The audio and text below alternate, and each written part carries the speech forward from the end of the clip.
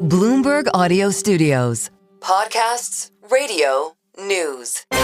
This is the business of sports. Sports are the greatest unscripted show on earth. The next generation of players really grew up with tech and believe in tech. Your face is your ticket. Your face is your wallet. Your face is your access to a club. These are such iconic and important buildings for businesses, for fans. COVID was one of the best things that ever happened to golf. The NFL is a bulletproof business. Racing's unique because there is absolutely no reason why we can't compete with the guys. Come on, is pro pickleball real? Are people really going to tune into this? If you're playing Moneyball with a huge bag of money, you're going to be really, really good. Bloomberg Business of Sports from Bloomberg Radio. This is the Bloomberg Business of Sports, where we explore the big money issues in the world of sports. I'm Vanessa Perdomo, alongside Damian Sassower. Michael Barr will be back next week. Coming up on the show, we'll talk with the CEO of Professional Triathletes organization, Sam Renouf, about a big new investment and how PTO wants to take triathlons to the next level. The professional triathletes, they got together and said, look, our sport has grown phenomenally since it got into the Olympic Games in 2000, but maybe the economics and the commercial side not quite living up to its potential. And so we together formed the PTO in the mirroring, the PGA Tour and what they did in the 60s and the ATP and in tennis in the 80s. So that's how it all came together. It was started by the athletes for the athletes. We'll also talk trading card collectibles with the owner of Bleeker Trading, Matt Winkelreid. All that is straight ahead on the Bloomberg Business of Sports. But first, while the NFL is gearing up for the 2025 regular season, the NFL Players Association is trying to recover from a series of scandals that led to the executive director, Lloyd Howell, to resign. Bloomberg Originals chief correspondent Jason Kelly recently sat down with the former NFLPA executive, DeMaurice Smith, on a recent episode of The Deal with Alex Rodriguez and Jason Kelly. Here's a portion of that conversation. Even though you have those kind of battles on both sides of the aisle, there is room for business. There is room for compromise.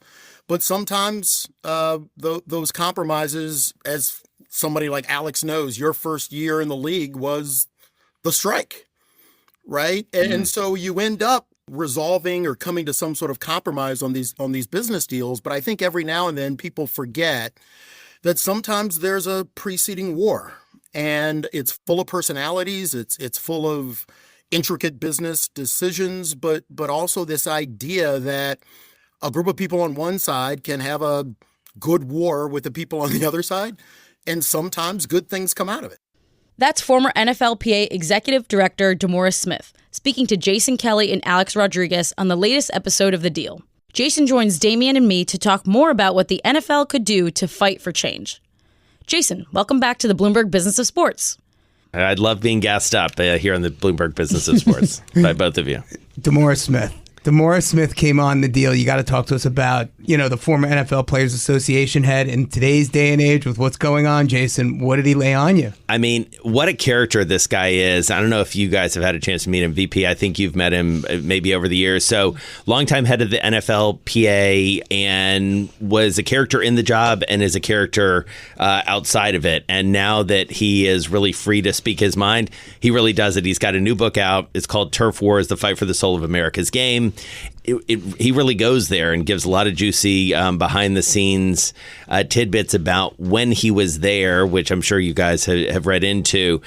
On the show, it was an interesting conversation with him because obviously my co-host, Alex Rodriguez, has a very unique perspective, having been a player represented by a players association. Obviously, Marvin Miller was the legendary head of the PA on the baseball side. Alex obviously worked very closely with them when he was a player. But now here's Alex Rodriguez, team owner in the NBA and the WNBA, having to be on the other side of the table, dealing with collective bargaining agreements, dealing with the players associations, both in men's basketball and women's basketball. So did you see Alex's brain kind of churning in this conversation? Absolutely. It was really interesting because, Alex and I talk a lot, on the show and off the show about, all these cool roles that he can play in these sorts of conversations. And, these are two guys who, have obviously crossed paths over the years. And so you could definitely see Alex asking questions and asking some really good questions about different negotiations that D was leading. He did the CBA back in 2011, I believe. And so sort of understanding how important that job is. But to your point now, Alex is obviously looking at it from literally the other side of the table. But one of the things that came out very clearly in our conversation is how hard these jobs are. These are really intense negotiations. You are, when you're representing the players, you're representing a huge wide swath of, in his case, men who, want generally the same thing, but, also need to literally collectively bargain. And on the other side of the table, you have Roger Goodell, the commissioner, you have the league officials, you also have, several dozen owners who all have different perspectives. And so he talked with us, and he talks a lot in the book about Robert Kraft and sort of what he learned from him. And, oftentimes these guys, this came out pretty clearly from D, and, Alex has given this perspective as well. It can be very ferocious in the room, and these are negotiations, but then, at the end of the day, you are all in business together. And so I think navigating that world of being adversaries when you're negotiating a contract, but then also realizing that you are business partners at the end of the day. Right. Well, the interesting thing there is like your business partners, but then at the end of the day, his book is called The Fight for the Soul of, Football, right? So it's sort of, they are going against each other in a way. So I'm curious from his perspective of what he talked about going against them and what it was like. Did he feel like they actually had a fight, the power, because the NFL and the owners hold so much power? It's a great question. I mean, listen, I think, and this is where, again, I'm just like always be selling my own show, but it is one thing we get into a lot on the deal is this notion of the modern athlete is in an entirely different position than he or she was in, 10, 20, certainly 30 or 40 years ago. I do think the NFL, and Dee talks a bit about this, has had to get religion around how important the players are at the end of the day, how important their safety is, how important their well-being is, how important their financial well-being is, because, at the end of the day, there is no game, there is no NFL without the players. But they still have less power than like the NBA. True. Than even the MLB stars probably do. And I think, that would be an interesting debate. I think the NBA is probably number one in terms of the athlete power. I do think the NFL, I think what Dee would say is the NFL has definitely made strides over the past, call it 5 to 10 years, certainly further along than they were. But part of that has been forced, and I think you bring up a really good point, VP, part of that has been forced by what they see in the NBA. That the NBA has had, I think, the NBA players probably would say they've had a friendlier relationship with Adam Silver than maybe the NFL players have had with Roger Goodell. I don't want to put words in anybody's mouth, but I think that's probably fair. Well, Jason, I have to ask you this, right? I mean, DeMaurice served as the NFL Player Association's executive director for 14 years from 2009 to 2023. So in that time, he oversaw the 2011 NFL lockout, the subsequent CBA negotiations, Deflategate.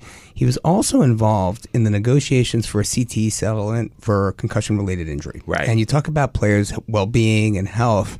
And given what just happened here in New York City last month, I'm just curious, and maybe you didn't acknowledge it there, but during your conversation, but would you, taking a step back, think that DeMaurice was really truly focused on that at the time when that agreement was settled? Because, you look back and, people have argued that the money just really doesn't do service for the families and the people involved. I mean, I don't want to put words in Dee's mouth.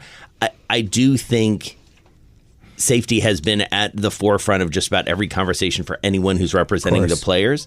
I think it's not controversial to say it has been one of the sort of stiffest fights between, among the league, the owners and the players, and is continuing. I mean, the shooter wasn't even an NFL player, so what are we really talking about? Right. But nevertheless, the fact that that's where where the shooter arrived, it's just an amazing thing. And look, I mean, I guess, we got you here. I got to ask you, what's DeMaurice doing now? What's he into? What's his life look like? I mean, what does he think about when he's lying in bed at night? What does he look like in the morning? Well, I think he's relieved that he's not in this job anymore. And, he might be getting a call. Yeah. So, I mean, obviously there's been a lot that's happened subsequently as well with his successor.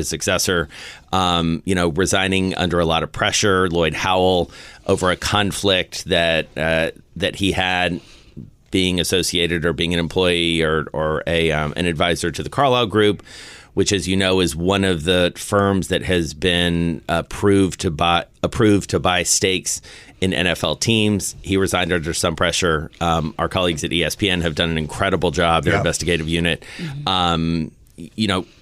Really uncovering a lot of what was going on, not just with that association that Howell had with Carlyle Group, but with some other indiscretions, shall we say, that he had along the way. They've named an interim director, David White.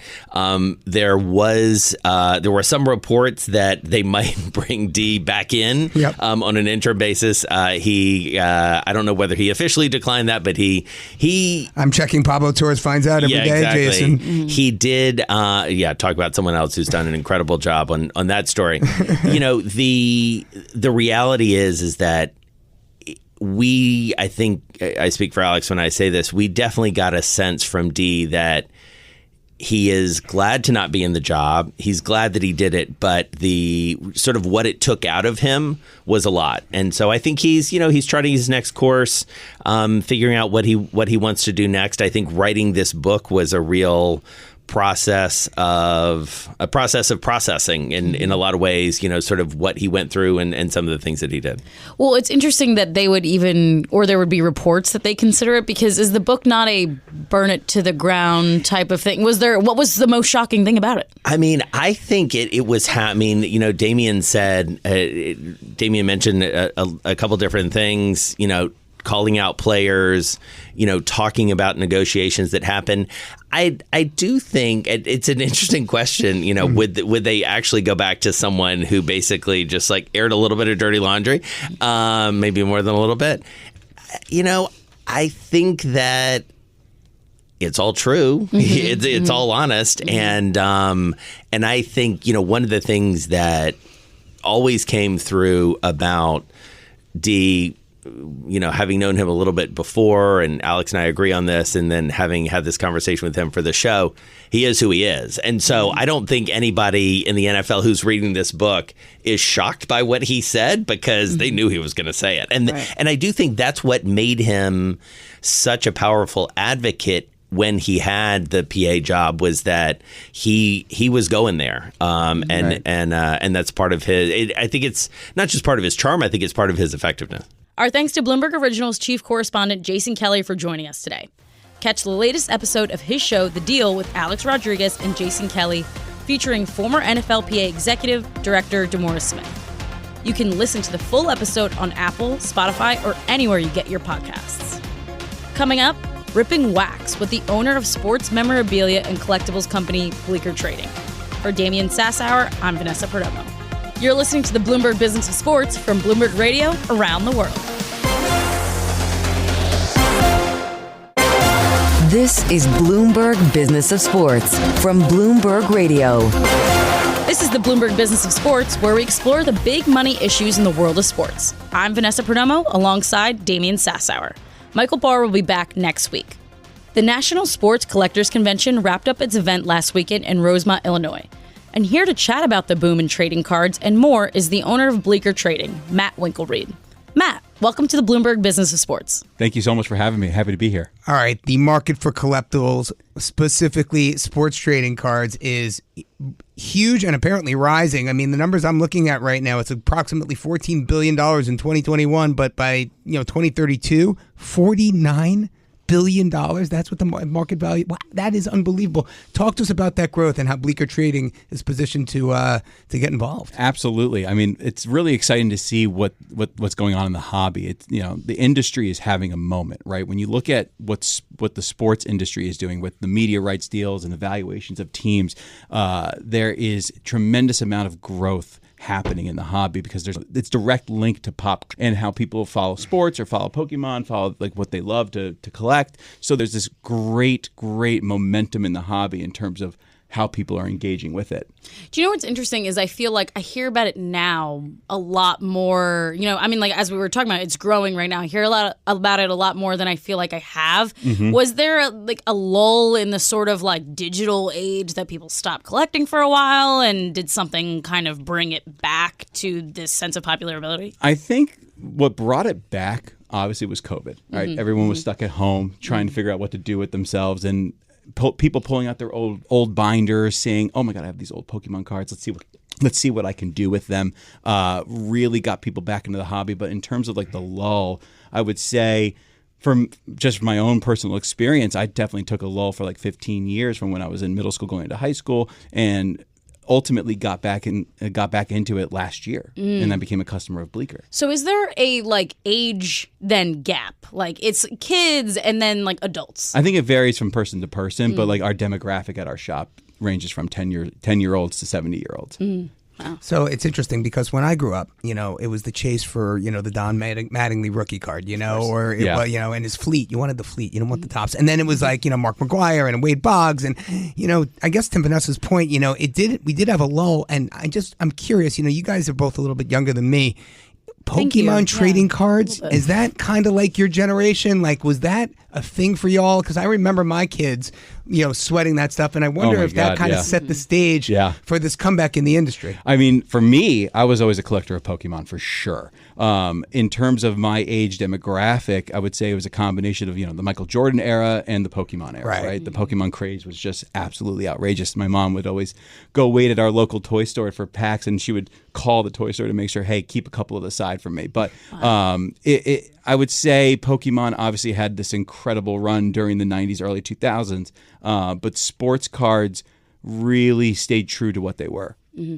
But the interesting thing there, when we're talking about the difference between Pokemon and sports trading cards, I was talking to the PSA president earlier this year, Ryan Hodge, about it, and he said that even though sports trading cards are getting a bigger share of the market, Pokemon still is dominating the space. Absolutely. Is that right? Yeah. Absolutely. Same with our store too, right? Yeah. We would say when you look at our sales, 60% of our sales are Pokemon TCG products. Yeah. It's insane. Like people really want it. And I think there's a nostalgia aspect to it, right? At least for me, every time I open a Pokemon pack, I go back in time to when I was 10 years old, waking up in the morning on my birthday, my mom having every single Pokemon pack she could possibly get her hands on and just ripping it and seeing what I got. Is there still that same value to it at auction and things like that for Pokemon that there is for sports memorabilia? Absolutely. Absolutely. I think the inherent value of the TCG products right now is astronomically higher than it was 10 years ago. All right, Matt, you got to answer this one for me, right? I mean, Absolutely. I've seen these, I guess these memes, these TikToks, whatever, of these kids opening old decks of cards. Yeah. And it is red hot. And, I think about that, and I think about Bleeker Trading, and specifically the name is Bleeker Trading. You're facilitating the movement of all these sports cards, collectibles, et cetera. Do you take any inventory? I mean, do you have to take inventory to be, a market maker, a trader of sports cards? Or are you just connecting people where that, 1952 Topps rookie Mickey Mantle card is hiding, you can help another investor maybe, bid on it or get to it? I mean, how do you guys work? Well, so we're primarily a retail shop, but we're also more of an event space. And our mantra is we're not just a card shop, we're a hospitality business. Got it. So we're not helping you just find those cards. We're creating a community around the hobby space. And I think that's what our bread and butter is, right? We want people to come hang out at the shop, rip, see what they get. And if they pull a big card, they can either sell it to us or they can grade it. They can is that what you call it, ripping? Yes, So ripping wax is what they call it. Yeah, and that's an industry term. I wonder what the gum in some of those packs. It's still in. By the way, it's still in there. It's got to still be in there, right? In our junk wax area, we have like 1989 Topps packs still with the gum in there. I don't advise to eat it, but it's still in there. It's like going back in time. It's really amazing. But like ripping wax comes from back in the day. Those trading cards were wrapped in wax paper, so you had to rip that open, and that's why it's called ripping wax. I would always keep them protected in my. Some of these cards, I mean, the numbers I'm seeing: $1 million, $2 million, $3 million Michael Jordan card. I mean, like, yes.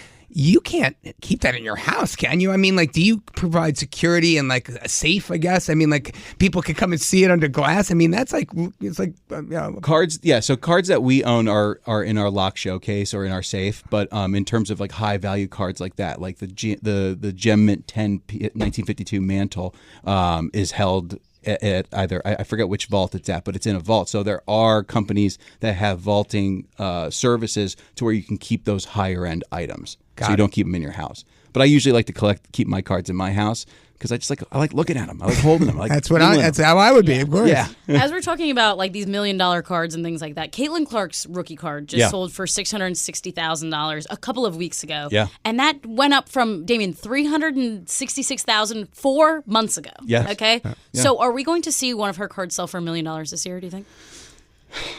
I'd like to hope so. I think it depends on the card, obviously. I mean, that card was the flawless. Depends on how the Fever do in the playoffs. That's but true, even too. if they make the playoffs, though. Right. But it's also her fandom and her popularity, right? Like that also is a driver of the market. But, you know, that $660,000 card is her flawless shield. And that is like the coveted card that you're looking for when you're opening that product, right? The Michael Jordan Kobe that is on auction right now that has the NBA shield on it. So it's one of those things where it is the coveted card. I think that we can see a Caitlin Clark go for $1 million, if not this year, next year. Well, let me riddle me this. I mean, how much of that increase, in your opinion, is due to the burgeoning popularity of the WNBA itself, and how much of that is really people thinking that Caitlin Clark is just head and shoulders Michael Jordan above the rest? Personally, I think it's combination of both, probably. Combination of both. I mean, that's a huge. You're right. That's a doubling in 4 months. I mean, that's a pretty.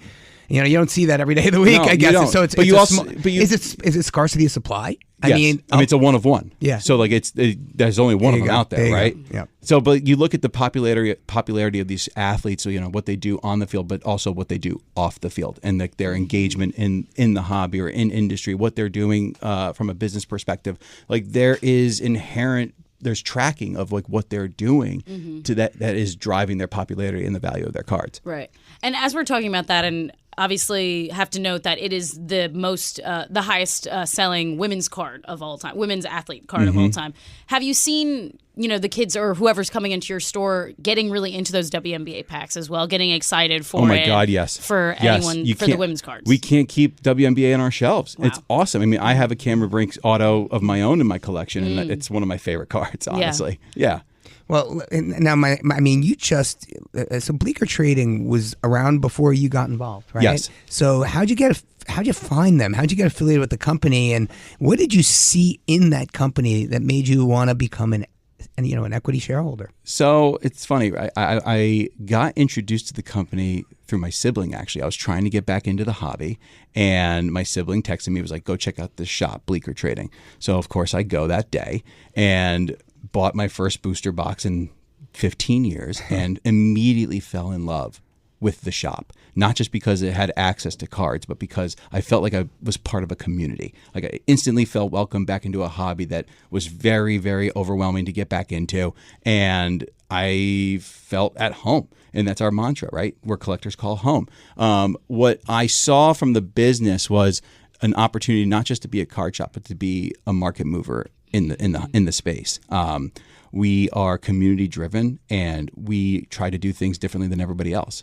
So are you trying to bring the West Village to other cities across our country? Is that the vibe, the feeling you're trying to bring that West Village kind of kitschy feel, your comic books and sports cards to? I'm assuming you're asking about expansion. Everything is on the table. I'm asking from experience, man. Yeah. I mean, but yes. I mean, that's what I'm looking for. I think that is amazing. If that's indeed what you see in the vision you have for this company and taking things forward, I mean, that is just awesome. If you can bring that to places like Miami and LA, and I mean, God knows those cities can. I mean, as the new owner, I'm coming in not to make changes, but to elevate what we currently do best. And that is our vibe and our feeling and who we are as a company.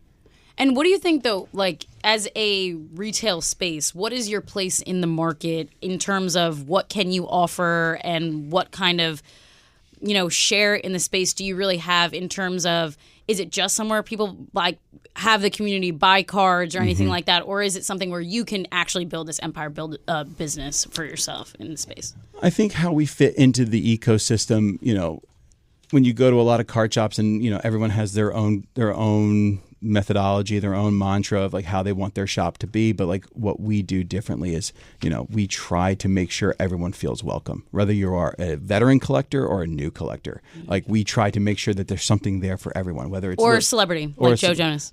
Or a celebrity like Joe Jonas. I've heard this. We can get into that if you want to. No, we want to make sure that little Jimmy, when he's buying a Pokemon pack, if his sister is not into collecting but like wants something as well, she sees a pack of Lilo and Stitch, or she sees a Star Wars pack. Like she can also engage in the hobby. So our mission is to also drive, create a space for current collectors, but also reach out to people that are interested in the hobby that want to get in. It's interesting. When I was speaking to Ryan earlier this year, the PCA president, he was telling me this idea of trading cards in the space being tariff proof, almost like this safe place where people are keeping their money right now in the industry. Are you seeing that? Did Absolutely. You see a spike this year in that? Do you I think it's now really become an alternative asset class to put your money, because like the values can hold pretty strong. Yeah. I agree with that. Yeah. You guys got to come to the shop. I will. Next time Joe Jonas is there, please let me know. Before the crowd shows up. Any excuse to head down to the West. You have my number now, so just shoot me a text and I'll make sure you get invited. Exactly. Our thanks to Matt Winkelreid for joining us. He's owner and head of operations for Bleeker Trading. Up next, the CEO of Professional Triathletes organization, Sam Renouf, on supporting the body and interest of professional endurance athletes. For Damian Sassower, I'm Vanessa Perdomo. You're listening to the Bloomberg Business of Sports from Bloomberg Radio around the world. This is Bloomberg Business of Sports from Bloomberg Radio. Thanks for joining us on the Bloomberg Business of Sports, where we explore the big money issues in the world of sports. I'm Vanessa Perdomo, along with Damian Sassower. Michael Barr is off this week. The Professional Triathletes Organization, or PTO, is an organization that represents non-drafting professional triathletes. It is owned by athletes looking to take the sport of triathlon to the next level, and it recently got a big investment to help it do just that.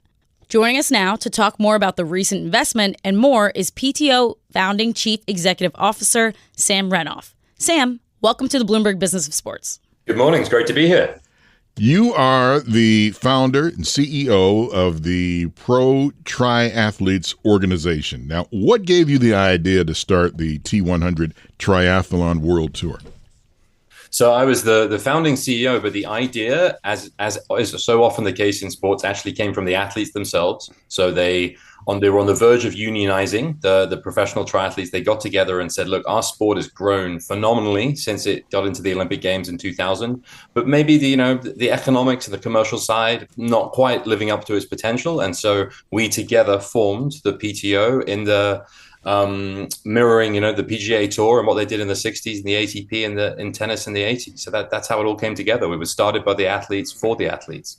So it's similar to the PGA Tour. So is this is sort of a league for triathletes? Is that kind of how it similar? is? Yes, that's like our business model is what we've created. We're the Players Association, to use more of the sort of the general term, on behalf of all professional triathletes out there. And rather than just unionizing and going and sort of complaining to other events saying, hey, pay us more, we thought that let's own our own economic destiny. Let's raise venture capital and go and create our own league. And that's exactly what we've done with the T100 Triathlon World Tour that we launched last year. So we raised money a couple of years ago. We launched in the middle of COVID. We were very fortunate to find an incredible investor in Sir Michael Moritz of Sequoia Capital. Yep. And he really recognized the potential in triathlon and what we were doing, and has backed us on our journey so far. Sam, take us through what that tour looks like. I'm seeing 9 cities across the world? I mean, places like Dubai and Vancouver, Qatar, Valencia, Spain, and, for me, I mean, I'm really interested in what these weekends look like, because it really isn't just about the triathlon, is it? I mean, there are,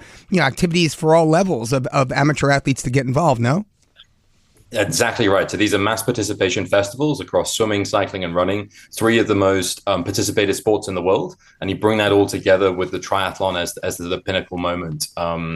And so, yeah, like you said, 9 locations this year with the T100 Tour. Look, the investment logic behind Sir Michael's investment on our rounds later is that triathlon has one of the most, if not the most, valuable demographics in sport. It's almost become cliche to be a triathlete, right? It's that super high achiever. It's the CEO. In fact, if I give previous statistic, 44% of triathletes influence a financial decision in their business. And so it's a really valuable audience, but like many nascent niche sports, that audience was fragmented by the lack of cohesive products. So, we've got the Olympics every 4 years, but outside of that, the audience is fragmented across thousands of races. So what we have done is create a global tour that has the very best professional triathletes racing head to head in a season-long competition, copying Formula One or learning from Formula One and many of the sports out there, and using that to create a marketing platform to bring that incredibly valuable audience together and ultimately monetize it. And for those in our audience, just Sir Michael Moritz, we're talking about a top venture capitalist here. He's a board member at Google. He's Sequoia Capital. I think he used to be the San Francisco bureau chief of Time. And, what's interesting to me is in this latest round, SURJ Sports Investments. SURJ, that's the PIF. That's Saudi Arabia. They're already invested in a number of other, the Professional Fighters League, for example, and seven-a-side football. What makes this investment different than those? Why were they so interested in getting involved here? Yeah, so look, we were thrilled to have investor, of course, Sir Michael in the beginning, and then of the caliber of SURJ and all these far more better known sports than like little triathlon, if we call it what it is. But why SURJ and the other investors that have joined in this round? I think a couple of different reasons, but it really goes back to, as I said beforehand, and if I use Sir Michael as the example, he didn't invest as a passion project. He's not a triathlete. It's not like one of these billionaires who likes their sport and sort of just goes and puts money into it. He invested because of a highly valuable but fragmented audience. And if you had a different technological approach to it, you could monetize it. And that's really what we've been doing the last few years. Now, fast forward to today, and this round we've just announced with SURJ coming on board. It's a financial decision by SURJ as they see the investment potential of an under-commercialized sport. But part of their mandate also is to drive the Vision 2030 in the kingdom. And part of that is about getting more participation. And so what better way to get Saudis off the couch and doing sport than swimming, cycling, and running, the three sports of triathlon. Now, the structure of the T100, break it down for us for those who aren't familiar with the scoring and the cash money that you can win in this sport. Yeah, so look, this was, as we said before, an under-commercialized sport. And although we have some of the greatest athletes on the planet that compete in triathlon, some of our athletes will even compete in the single discipline. So like we have professional triathletes who ride in the Tour de France and in professional cycling. We have the triathletes who run and they can qualify in the finals of their athletics championship. So it's really, really top caliber athletic performance. But like many Olympic sports, as I said before, relatively under-commercialized. So we've sought to fix that with a new product and put millions of dollars of prize money in the line to incentivize the best athletes to come and compete head to head, which ultimately is fundamental to the best sport. You're not going to take the sport to the next step unless, as fans, we can see the best athletes competing head to head in iconic locations, as you referenced earlier. So we're in London, we're in Singapore, we're in Dubai, we're in Vancouver, really exciting locations that showcase the sport. Really copying, as I said, Formula One and looking at other sort of more mature sports. Now, the big difference, of course, to Formula One is that you can't rock up to Silverstone and then get on the racetrack the next day as an amateur. And that's something unique in triathlon, where we will have thousands of participants of all different ages who they can come and watch the professionals race and then go and compete themselves the next day on the same course. In fact, we've got the T100 London coming up in just over a week's time. And we'll have over 6,000 amateur athletes jumping in the Docklands and then riding into central London. And athletes score 35 points, first place, to 1 point for 20th place. I'm good at eating, sleeping, and walking. So that's probably I would get that 1 point if I'm lucky.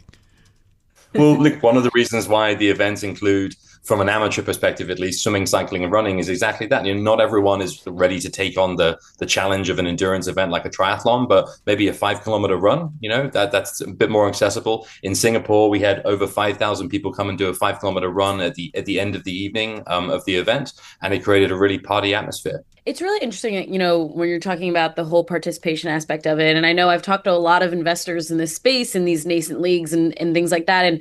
And they love the idea of the large participation numbers and the high participation numbers. But sometimes it doesn't translate for viewership, for people who like to participate, but then don't really watch on TV or, go out. So is the business model really getting people to participate in the league as well, more so than, watching them on TV or anything like that? So you're exactly right. One of the things of this round that has attracted the investors we have, and so that's SURJ, but also Cordiella and Veron, so like US private equity firms, is they were attracted to our model being media agnostic. So most challenger brands and most sports very heavily reliant on media rights to monetize their properties. But of course, as we all know, it's a space that's going for a lot of disruption at the moment. We've built a business model that requires media. It's very important. And Warner Brothers Discovery was an early shareholder in the PTO, but we're not after media rights, at least in the short term. Like our business model is around monetizing that participation, as you say, directly in the events themselves. So media for us is a flywheel. We're live on TV in 190 countries. We have 25 broadcast partners.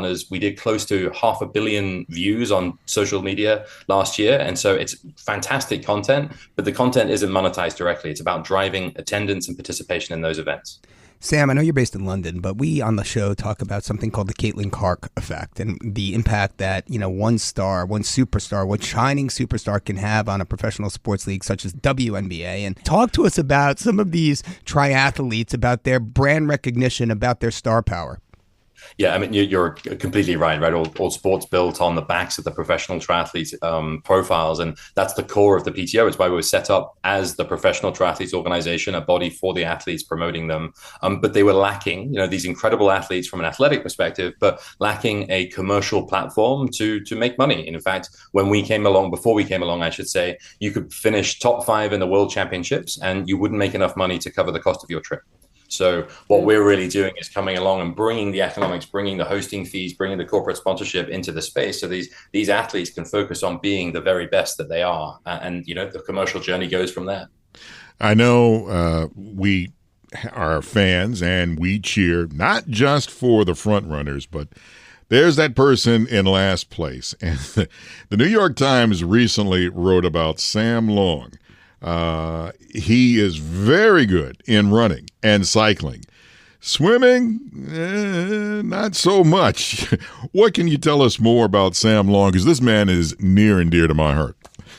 Yeah, so Sam's such a wonderful character, and he's brought such an energy to the sport. And we should point out, when we say he's not a good swimmer, he's still faster than 99.999% of the population. But certainly from a racing perspective, he brings such excitement for us because we know as viewers, Sam's going to come out between 2 minutes and maybe 3 or 4 minutes down out of the water, and so we're playing catch up all the way through. And one of the elements that we've really been seeking to create here with the PTO is bringing data and biometrics into our broadcast to make them contextually relevant, because frankly, sport without data, without stats, and without times, like it's impossible to watch it. And I would include, I've referenced Formula One a few times. Formula One without statistics and times would be just cars going around the track for 3 hours. That wouldn't be an engaging product. But if you know that Lando Norris is 0.9 behind or 0.7 or 0.6, you get pulled into the journey and the excitement of that race. Look, triathlon was a sport that just lacked that data to have the storytelling. And so what we've been doing with the investment from Sir Michael and SURJ and continuing is investing in biometric devices that we can actually make it contextually relevant, that Sam's 3 minutes down, now he's 2 minutes down, his heart rate is 180, he's pushing watts and temperature. And you have all those pieces together and you can turn what was not really a consumable, broadcastable sport into something that is incredibly engaging, because unlike other sports like motorsport, we can all relate to swimming, cycling, running. If you switch it on, you see that, you understand what they're doing, but you don't realize how incredibly fast they're going. And that's what we're really seeking to solve as we take triathlon into the mainstream. Sam Renouf, founding chief executive officer of the Professional Triathletes Organization, and this NITO event, the T100 Triathlon World Tour. Our thanks to Sam Renouf for joining us. He's founding CEO of the Professional Triathletes Organization. And that does it for this edition of the Bloomberg Business of Sports. If you missed any of our conversations today, make sure to catch the whole thing on demand on the Bloomberg Business of Sports podcast. Find that on Apple, Spotify, and anywhere else you get your podcasts. For Damian Sassower, I'm Vanessa Perdomo. Tune in next week for the stories moving big money in the world of sports. You're listening to the Bloomberg Business of Sports from Bloomberg Radio around the world.